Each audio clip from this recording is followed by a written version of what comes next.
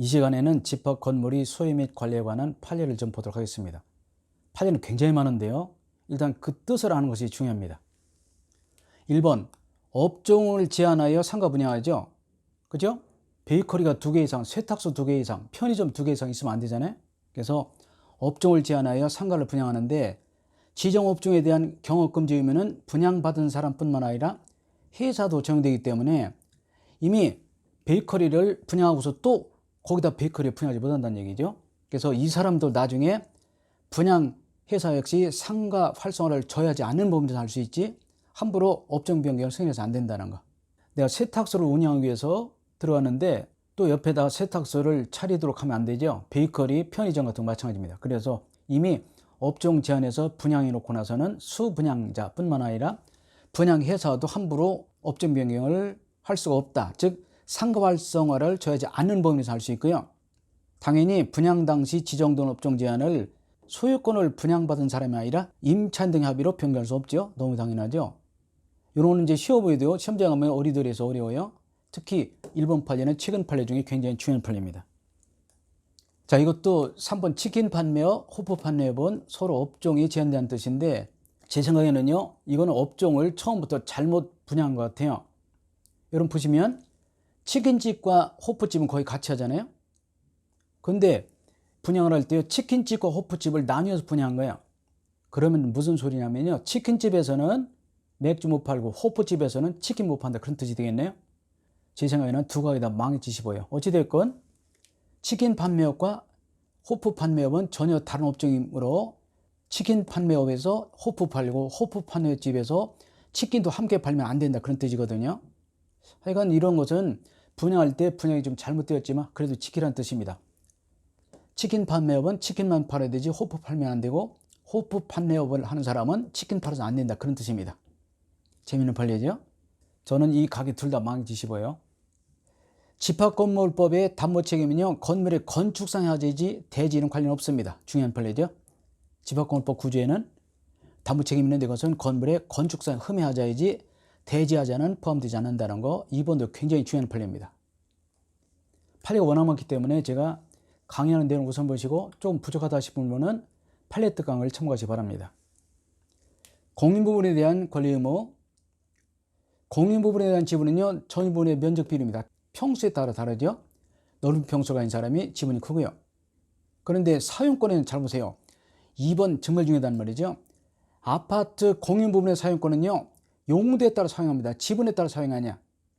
중요한 의미가 있어요. 이건 몇 번 나왔는데 여러분, 아파트 단지 내엔 꽃밭 같은 거 있죠?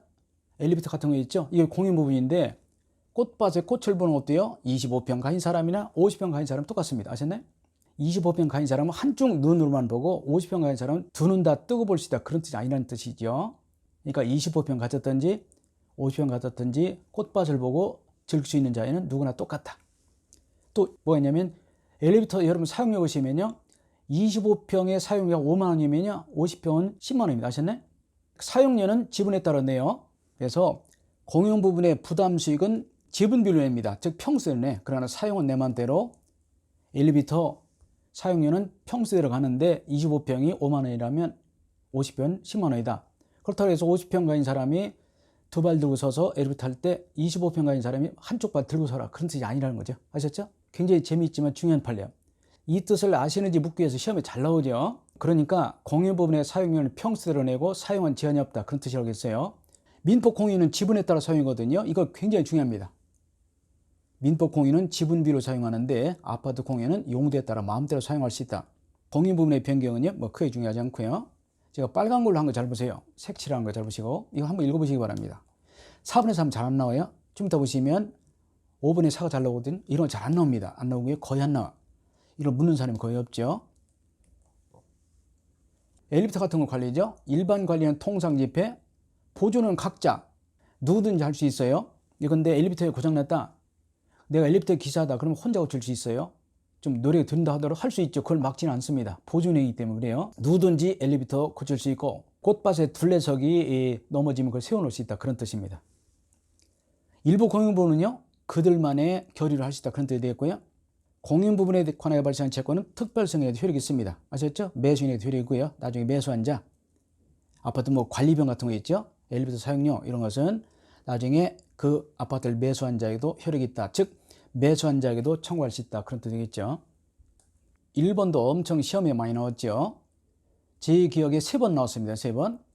아파트를 매수한 자는 먼저 살던 사람의 체납관리비 중 공인보험관리비 내야 되고, 내가 이사를 들어왔더니 먼저 살던 사람이 관리비 떼먹고 도망갔습니다. 흔치 않은 일인데, 그렇다 하더라도 먼저 살던 사람의 전유부분, 다시 말해서 현관문 안에서 사용하던 전기, 가스, 수도세는 물려오지 않는다. 그러나 공인보험관리비는 내야 된다는 뜻입니다. 그런데 공인보험관리비는 내되 원금만 내고 연체료는 낼 필요 없어요. 관리비가 20만 원이다. 그러면 연체료가 만 원이다. 그럼 만 원 낼 필요 없다는 뜻이고요. 그런데 체납관리비의 승계 의무는요, 현재의 구분 소유자뿐만 아니라 그 이전의 소유자들도 함께 연대 책임집니다. 이게 무슨 소리냐면요, 아파트를 팔고 나간 사람이 있습니다. 그 사람이 만약에 30만 원 안 냈다면 그 위에 A, B, C가 아파트를 샀습니다. 근데 최종 C라는 사람이 30만 원을 못 냈습니다. 그런 경우는 혼자 다 부담하지 말고 그 앞전 소유자인 A에게 10만 원, B에게 10만 원 청구할 수 있다는 뜻입니다. 즉 분할 채무다. 그런 뜻이 되었고요. 입주자 대표는요, 현재 사는 사람 모임이지, 여기는 소유권자도 있고 세입자도 있죠. 따라서 이 사람들의 모임은요, 아파트 주인에게 고유하게 귀속하는 공인 부분에 대한 불법 점유죄에 대해서 방해배제 권리가 없습니다. 왜냐하면 이것은 소유권이 없기 때문에 그렇죠. 구분 소유자가 누구라고요? 아파트 주인들이죠. 아파트 집주인들이 구분 소유자입니다. 의무 위반자에 대한 조치. 그러니까 요즘 층간소음 예를 들어 말씀드릴게요. 요즘 엄청 심하죠, 층간소음. 저희 아파트도 2, 3일에 한 번씩 계속 층간소음 때문에 방송이 나오고 그러는데요. 자, 공동의 이익에 반할 염려가 있어요. 층간소음이 있다면 소장님 또는 집회에서 미리 지정한 사람이 가서 얘기할 수 있어요. 이것이 굉장히 중요한 의미가 있습니다. 여러분, 요즘 뭐 칼싸움하고 그러잖아요, 층간소음 때문에. 자, 위층에서 띱니다. 어떻게 하라고요? 소장님이 직접 가든지, 다시 말해 관리실을 통해서 하든지, 아니면 미리 집회에서 지정된 구분 소유자 해야 돼요. 그러니까 밑에 층에 있는 사람은 시끄럽다 해서 그냥 올라가면 안 되죠. 왜냐하면 그럼 싸움이 더 커지잖아요. 그래서 간접적으로 정지를 청구하라, 그런 뜻입니다. 그러니까 쫓아 올라가서 싸우면 안 된다는 뜻이거든요. 중요합니다. 근데 하여간 층간소음이 있다면 소장님 또는 미리 집회에서 지정된 구분 소유자가 행사해야 된다는 거죠. 이게 이제 그 단지 내에서 연세도 있고 덕망 있고 그런 분이 가서 조용히 말씀하라, 그런 뜻이거든요. 가서 바로 쫓아가 싸우면 감정이 너무 상하잖아요. 우리가 애들 혼내킬 때도 해추리에 때려야 되지 막 손발로 때리면 안 된다는 뜻이죠. 이게 똑같습니다. 감정이 상하죠. 그래서 반드시 간접적으로 행사하라. 뭐 소송직이 있고요. 이것은 현재 집주인뿐만 아니라 점유자, 세입자에도 행사할 수 있어. 그죠? 세입자가 떠들으면 주인이 누구냐 관계없이 행사할 수 있죠. 그래서 염려가 있다면 또는 실질 반환 행위를 한다면 관리인 또는 집회에서 미리 결의에 따라서 지정된 구분 소유자가 할 수 있지, 직접 가서 항의하고 다투지 못한다. 중요한 의미가 있어요.